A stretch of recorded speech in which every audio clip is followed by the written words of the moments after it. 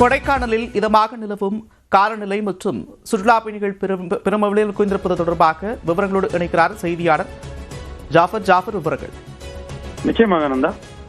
திண்டுக்கல் மாவட்டம் கொடைக்கானலில் கிறிஸ்துமஸ் விடுமுறை மற்றும் அரையாண்டு தேர்வு விடுமுறையால் சுற்றுலா பயணிகளின் வருகையானது கடந்த 2 நாட்களாக அதிகரித்து காணப்படுகிறது.